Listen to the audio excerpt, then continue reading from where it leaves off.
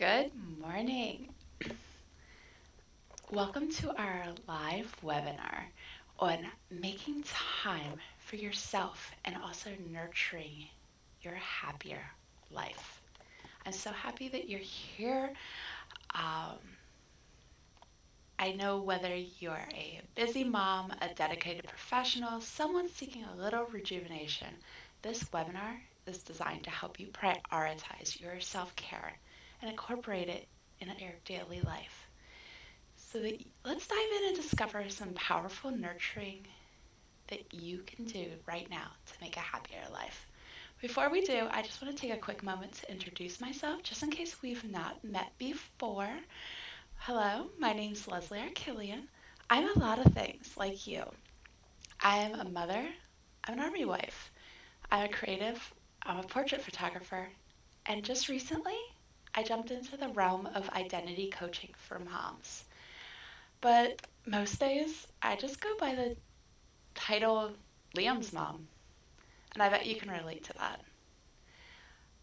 Um, but mostly, I am just really passionate about empowering moms like you to rediscover their purpose, unlock their potential, and live a life of true fulfillment. So let's dig in.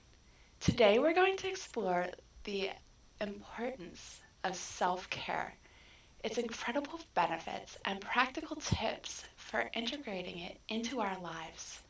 Before we delve into the depths, let's take a moment to understand what self care truly means. Self care is the intentional act of taking care of your physical, mental, and emotional well being. And how well as moms do we actually do this? It's about nourishing your mind, body, and soul so that you can thrive and find balance or close to balance in all areas of your life.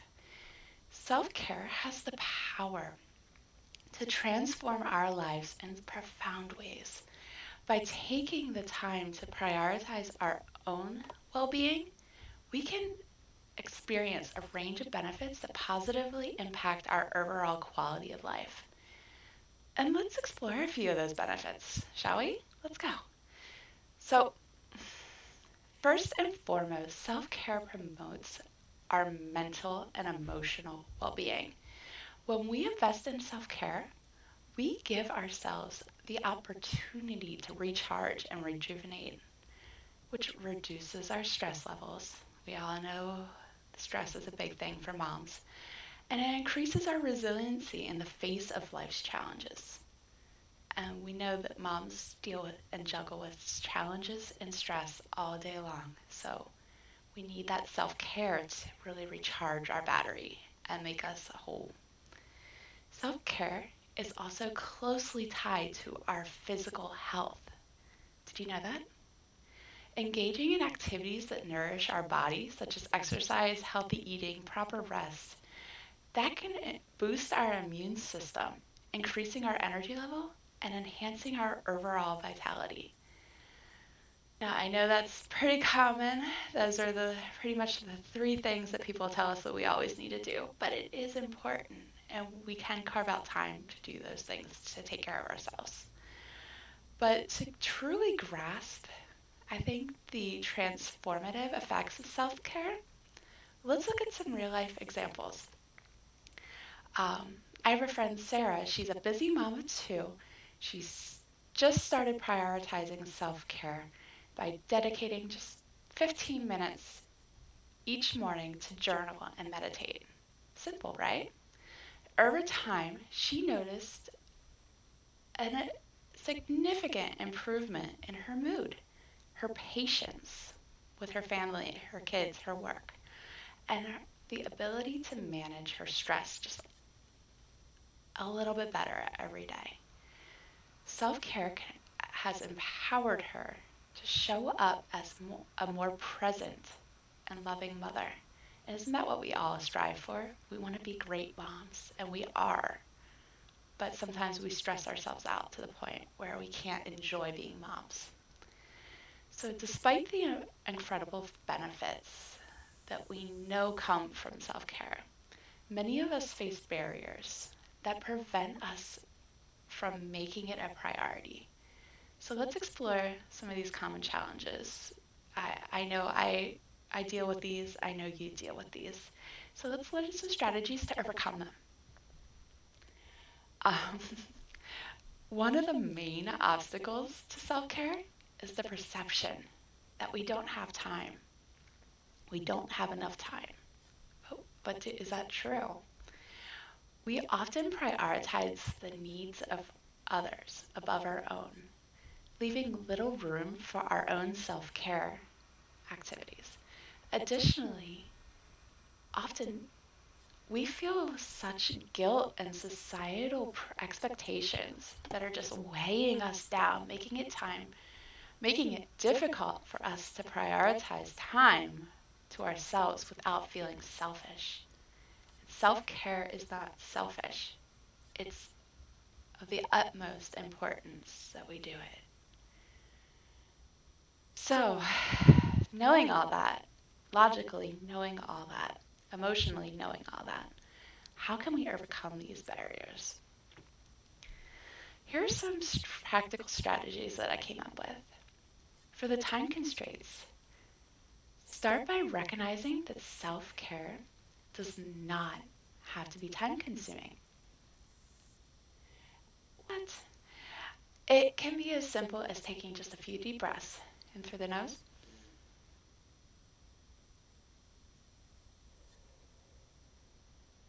through the mouth.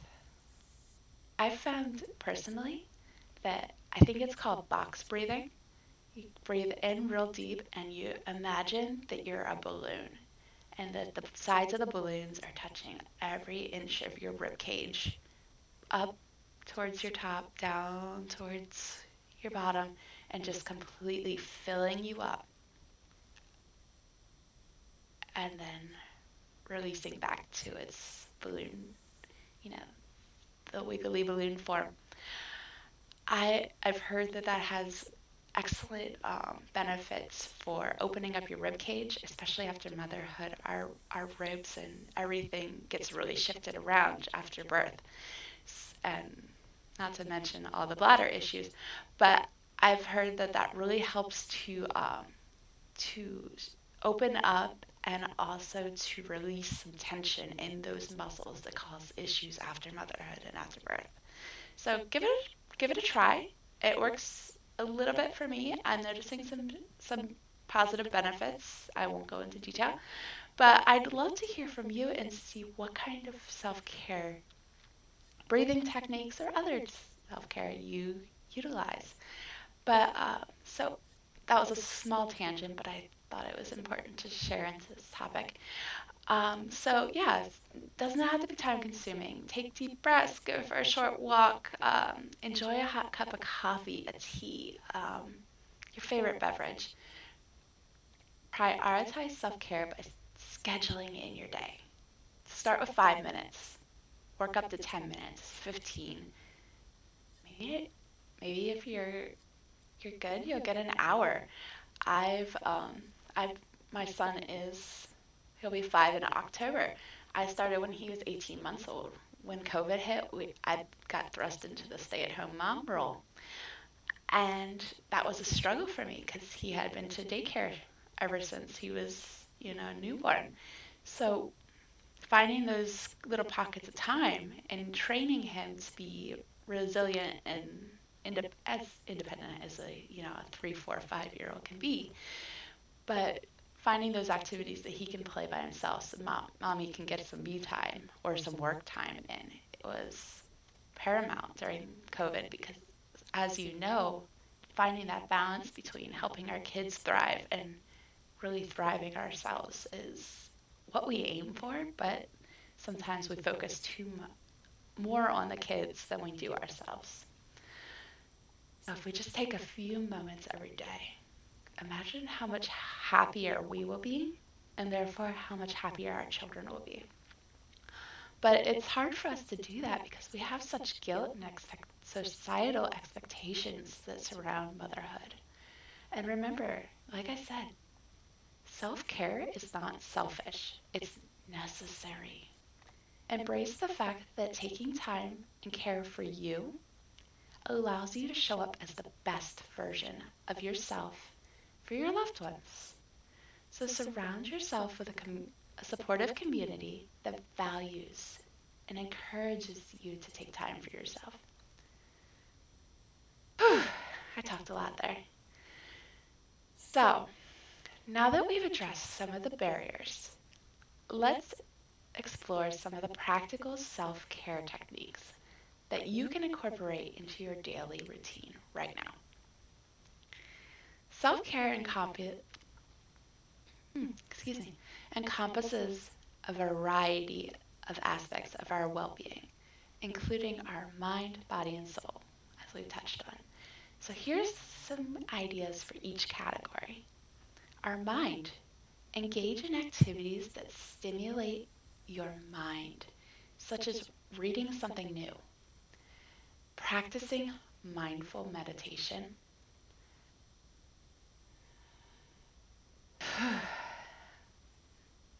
our body. Take care of your physical health by engaging in exercise, eating nutritious meals, getting enough sleep.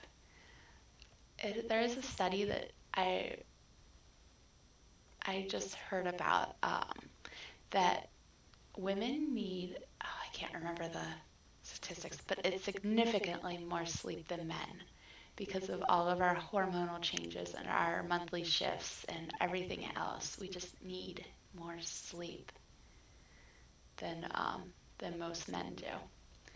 And we need to also just start indulging in relaxing activities, whether that's taking a warm bath, getting a massage, just finding a quiet pocket in your house or space in your house that you can unwind with a good book, with a glass of wine, whatever that looks like for you. And then nourish your soul by engaging in activities that bring you joy and fulfillment. What did you do before you had children that you would love to get back to? Or what did it have you discovered in this new chapter of your life that you want to explore farther? Spending time, do those things. Do them right now. Why not? Include your kids if you can. It'd be a good bonding. If it's something that'll let you relax and enjoy your time and they can help you, all the better. Right now, Liam and I have been cycling through my dopamine hobby kicks. We've been making earrings, we've been making felt flowers. Um, he wanted to try and do pop-up cards for a little bit. That didn't last very long. But the thing is, I'm crafty. I like to make things. And now he does too. He is so dead set that he wants to be an engineer and be a maker. And I love that. And that's something that I can help him thrive in. Not necessarily the science, but the making.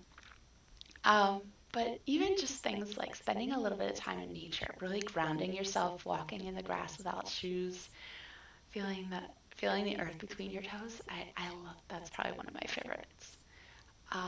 But practicing gratitude is another great way. Connecting with your loved ones, making time to reach out and really connect to somebody. Or as I said, pursue some new hobbies or resurrect some old ones. Even in, and I know all of our schedules are busy, but even in the busiest of schedules, there are always pockets of time that we can utilize for self-care. So here are some tips to help you find those moments. I'm going to take a deep breath because I'm not used to talking this much.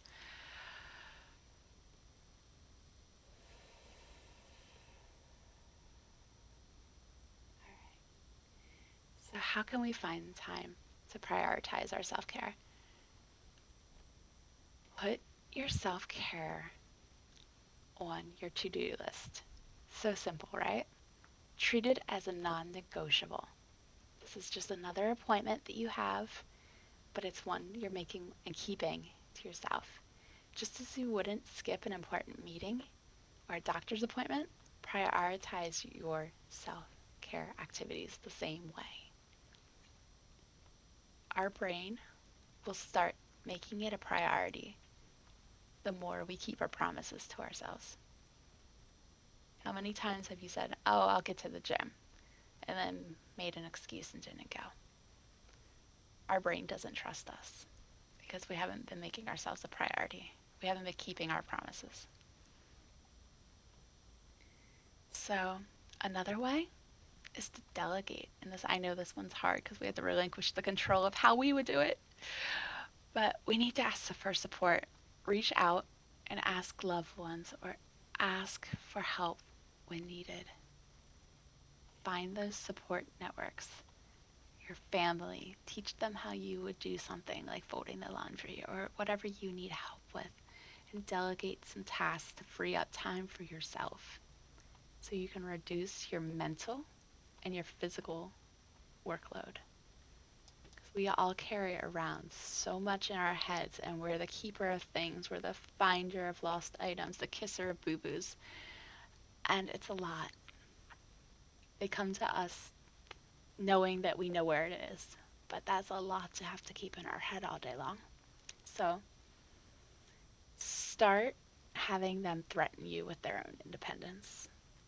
Teach them where things are. Show them how to make their food in their microwave. Liam's learning how to use the microwave, and he's doing so well. He can, with some supervision, he can do most of his own microwaving. Or he'll just come up and ask me what the numbers are. For a pancake, we figured out it is about 30 seconds, so 3 zeros start. And he can do that. That is a completely appropriate skill for him to have. And one that a lot of teenage moms say that their kids don't do. So I'm so proud of him that I'm able to let him have that little bit of independence. And it frees up just that little bit of time where I don't physically have to go get the plate, go get the pancake, go put it in the microwave, get the syrup, and give it to him. I love all those things, but he's learning a valuable life skill by being able to do it himself. And he feels so proud of himself for doing it. So I think as moms, we need to stop enabling and doing everything for our kids. Every little thing. And let them try. Like one thing I decided early on in motherhood, again, another tangent, I'm sorry, but was that I wasn't going to do I was going to try not to do every little thing and hover and talk for him when he didn't speak up. I wanted him to talk to waiters. I wanted him to try something at least 3 times before I stepped in or when he asked me for help rather than before. And he is such a goofy little independent kid, and I love to say that I just love that boy. Anyway, back to back to self-care. Um, so we talked about prioritizing and setting appointments for yourself, delegating and asking for support. The last one I had for you was be creative with your time management. Look for small gaps in your day. Do a time audit. And they're boring and I don't like doing them either, but they do really help to find the gaps in your day, like during nap time if you have one. Liam gave that up at 18 months, unfortunately. During your commute, listen to an Audible book. I love doing that when I used to drive in and out of my corporate office. Or even when you're waiting in line, just take some deep breaths. Pick out look at something on you, look at something on your phone, read it, listen to a YouTube video, do a meditation. There's so many great meditation apps now. Utilize these small moments for self-care activities like I just said, deep breathing, listening to calming music, or practicing your affirmations. Okay, again, deep breath. Now, my glasses are fogging up. It is humid today. Now it's time for us to address your questions and concerns. So feel free to submit your questions down below in the chat, and we'll do our best to provide you some valuable guidance and insight. Remember, self-care is not a luxury; it's a necessity for living a joyful and fulfilled life. By making time for your own self-care, we invest in our well-being, enhance our ability to show up as the best versions of ourselves in all aspects. And remember, self-care looks different for everybody. So what resonates with you might not resonate with somebody else. So find what does spark joy for you and make it a priority. Embrace self-care as an essential part of your life and create a self-care routine that brings you peace, happiness, and resilience. I want to thank you all for joining me today. I hope this webinar has been a little bit inspiring, maybe a little bit goofy, probably a little bit of both. But I hope it motivates you to embark on your own journey of self-care and prioritize your well-being. Before I jump off, I wanted to let you know that I will be opening up 6 spots in my new identity coaching program. This round is called A Gift for Mom. It is a Christmas in July program prom- promotion. Losing my words after speaking so much. But it helps moms mostly from the range of like 18 months to 4 years, because that's the range I know, but it would be a great program for all moms. It goes through what we talked about today: self-care, setting boundaries, delegating, becoming the CEO of your own family, how to help your family run more smoothly, um, while feeling more like yourself now. So if you would like more information on this program, it's a 6-week course, um, probably starting sometime in August, depending on the interest level. This is my first time going through it. So you would be building this program with me. We would be talking before the call, coming up with the topics that are most relevant to you, and building that into my course, because I can sit here in my mom bubble away from other moms and say, oh, well, this is what they need. This is what they need. This is what they need. But I'd want to hear from you. I want you to help me build it. So will you come and be a part of this first coaching program and help me build it live so that together we can create like the best program ever that'll help the most moms really get back to that feeling like themselves now. You will? Awesome. And play a little Mr. Rogers in there. Okay, so that is all I have for you today. Thank you, thank you, thank you for coming. I hope this webinar has helped you in some way. I would love to hear your insights in the chat box or DM me. If you want to hear any more about the coaching program, also just shoot me a message. I'd love to chat with you and jump on a call.